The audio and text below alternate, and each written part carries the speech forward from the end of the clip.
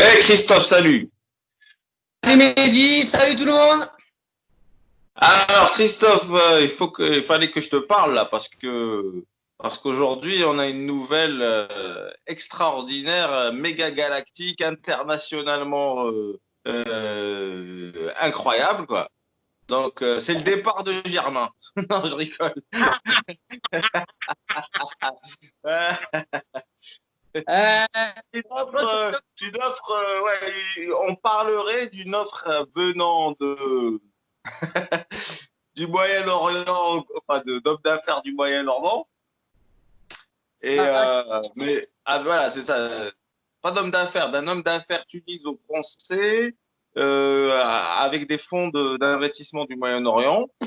Donc voilà. Euh, pour l'Olympique de Marseille, à hauteur de 500 millions à peu près, plus 200 millions de mercato, qui est quand même assez phénoménal, qui ferait rentrer l'OM dans une dimension qui, en réalité, est la sienne, hein, mais qui, euh, qui, euh, qui n'est pas à l'heure actuelle le cas. Donc, qu'est-ce que tu en penses? Est-ce que c'est crédible ou pas cette offre? alors, je vais t'exposer la réalité des faits, c'est que Boudjela, qui avait déjà été approché au moment des rumeurs, là, on ne parle pas de rumeurs, c'est une interview qui a été donnée. Il est passé sur Marseille, il est reparti sur Paris après. C'est officiel, il y aura une offre qui va arriver début de semaine sur le bureau d'une banque de M. McCourt, de Franck McCourt. Donc, il y aura une offre. Effectivement, on parle de 700 millions d'euros, l'enveloppe globale entre le rachat du passif, l'argent qu'a investi, si tu veux, McCourt, plus 200 millions d'euros pour le mercato. Donc, ça fait une enveloppe globale de 700 millions. Donc, il arrive avec cette offre, avec ce budget déjà ficelé à 700 millions d'euros. Donc, ça, c'est officiel. Ça, c'est officiel. Ah, donc ce serait quand même extraordinaire parce qu'on n'a pas été habitué depuis un moment à ce que les gens se précipitent sur l'OM, quoi. À part Non, McCourt qui a fait une affaire, mais on va pas revenir sur les quelques ratés de McCourt, même si il faut pas cracher dans la soupe, il nous ramène en Ligue des Champions, c'est vrai. Mais jusqu'à présent, pour la saison qui vient, on est plutôt tous un peu déprimés parce que enfin, on souffle le chaud et le froid, surtout Héros là qui nous dit il va garder quand même un effectif compétitif, mais en même temps, il va devoir se séparer de joueurs pour renflouer les caisses. Donc, dans tous les cas, on n'est pas serein, on n'est pas rassuré, ça c'est sûr. Mais donc débarque ce Mourad Boudjelal, donc qui était connu dans le milieu du rugby, si je ne m'abuse, et donc grand président du rugby, grand président du rugby. Il vient dans le football, il ramène des investisseurs, soi-disant, et donc on est là, on attend qu'il fasse l'offre à. Et donc maintenant, la grande inconnue de l'équation, c'est est-ce que l'OM, enfin, McCourt va accepter l'offre sans se renier, enfin, en se reniant carrément, parce qu'il avait dit que lui, son but, c'était pas de vendre, que c'était non, non, non, non, non. Dans le milieu des affaires, on est tous d'accord que c'est l'argent qui compte, hein, c'est pas les sentiments.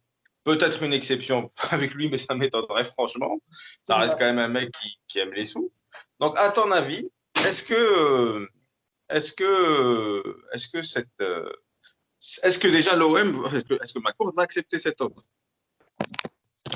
bah, je vais déjà aborder un premier point. Je suis un peu surpris quand même du timing de Boudjela, de parler de l'offre et de l'argent et des détails. Enfin, des détails. En gros, avant que l'offre ne parvienne sur le bureau de McCourt, je trouve ça bizarre, mais bon, je suis ouvert, mais bon, je comprends pas trop le principe.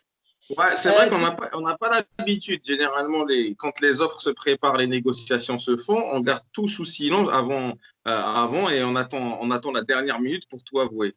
Mais connaissant un peu le Boudjelal, c'est un mec un peu particulier. C'est une grande gueule, c'est un mec un peu roublard et tout. À mon avis, lui, c'est pour, si tu imagines bien que c'est pour foutre une pression de dingue. Parce que regarde, à mon avis, il a vu comme nous, tu sais, la rumeur sur les Saoudiens la dernière fois. Tu as vu le tollé que ça avait fait à Marseille, ça a fait vraiment un truc délirant, quoi. Les gens commencent à se projeter, ça débattait dans tous les sens, et nous les premiers. Donc là, à mon avis, il s'est dit, pour foutre la pression à McCourt, il n'y a pas mieux, quoi. Imagine, maintenant, on va jouer à un jeu. Imagine-toi, tu reçois cette offre, toi, en tant que McCourt, quelle est l'idée qui te vient à l'idée? Quelle est l'idée par rapport à tes ambitions initiales, par rapport au risque de te louper la saison prochaine, à la pression que vont te mettre les supporters? Je pense que Boudjelal, il la joue fine, mais il la joue bien, là. Effectivement, je n'avais pas vu les choses de ce côté-là. Effectivement, je suis McCourt. Tu lances une rumeur comme ça avant que je reçoive, sachant que, soi-disant, il aurait déjà refusé des offres, il aurait voulu garder la main. Là, tu n'as pas le choix. C'est où McCourt remet à équivalent de ce qu'a annoncé Boudjela, c'est-à-dire 200 millions d'euros en investissement, ou c'est l'enfer. Ou c'est l'enfer. Ouais. Parce que, en tant que supporter, moi, qu'est-ce que je vois? Moi, je ne vais rien dire, il y a eu machin, mais par contre, je vois que le projet actuel, c'est de vendre nos meilleurs joueurs pour pouvoir faire une équipe plus ou moins équilibrée. Et là, on me parle, dans mes oreilles, j'ai entendu qu'il y en a un qui est prêt à mettre 200 millions d'euros sur le mercato. Voilà. Rien que pour ça, en fait, voilà. Si tu es McCourt, tu te dis l'année prochaine, moi je leur propose un projet très mitigé. Ils ne sont pas très enthousiastes actuellement parce qu'on leur propose surtout beaucoup de sang et des larmes. En revanche, si j'accepte, je rentre dans mes frais, je me casse par la grande porte, on va dire, j'ai fait ce que j'avais à faire. J'ai eu des échecs, mais pas mal de réussites aussi, retour en Ligue des Champions, tout le bazar. Par contre, si l'année prochaine, enfin, si cette saison qui vient, je reste et que je fais moyen ou voire médiocre, enfin, plutôt c'est la même chose, mais médiocre, on va dire, surtout en Coupe d'Europe, mais j'ose même pas imaginer ce que vont me faire les supporters vivre, ce que le club va traverser comme crise. Enfin, ça va être monstrueux. Ah, moi, je pense que là, McCourt, il a un peu le couteau sous la gorge. Et même pour Boudjelal, je pensais aussi, c'est que s'il met la pression maintenant, même si McCourt n'accepte pas tout de suite et que la saison commence sans accepter et tout, eh ben, ça se trouve, ça va lui permettre même de faire une offre plus basse plus tard parce que la probabilité que l'OM ne soit pas en crise, on va dire, au mois de novembre, enfin en automne cette année, elle est très faible. Donc, t'imagines s'il y a une crise et que l'OM tombe dedans comme ça et il revient à la Boudjelal avec son consortium là, il leur dit bah écoutez, c'est plus 500 millions, c'est 300 millions, c'est à prendre, on va laisser. Alors que l'autre, il aura des dettes de malade, des joueurs qui doivent payer, rentrer dans les frais, le fair play financier. C'est un truc de fou qui peut arriver. Non, moi, je serai ma courte, je vends parce que j'ai tout à gagner à vendre, même pour mon image. Maintenant, sauf s'il a des affaires en parallèle et il utilise l'OM pour ça et qu'il est assuré d'avoir ses affaires, peut-être qu'on ne le sait pas, mais c'est peut-être ça. Et tant que nous, on voit que l'année prochaine, ça va se passer de manière un peu mitigée, voire avec beaucoup de difficultés, parce que avec un effectif réduit, jouer la Coupe d'Europe, le championnat, la Coupe de France et tout, et il n'y aura plus de Coupe de la Ligue, je crois, mais bon.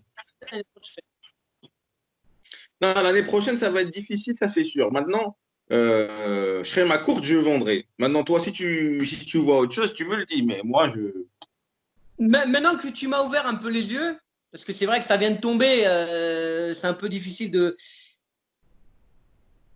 Moi, je pense que la crise va arriver avant l'automne. Je vais t'expliquer pourquoi. Maintenant, dans la tête de tout le monde, je pense que ça va faire le tour, l'équipe TV, tout ça, RMC, machin. Ah ouais, ça va peser, mais ça va peser sur les réseaux, laisse tomber. Et tout le monde, à partir de là, maintenant, tout le monde, dans la tête de tout le monde, tu as deux projets.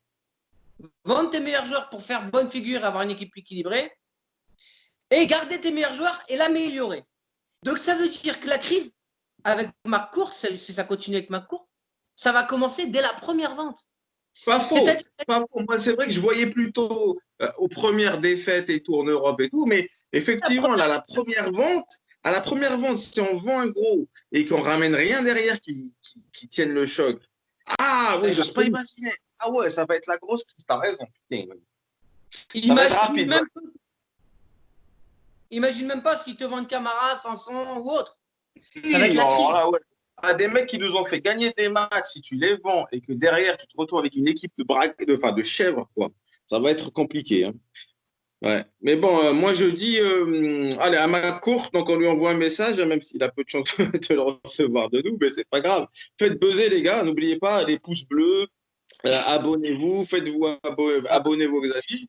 Mais en tout cas, dans tous les cas, il faut que les supporters de l'OM fassent pression, comme Mourad Boudjelal, là, je pense, est en train de l'imaginer. Je pense qu'il l'a anticipé.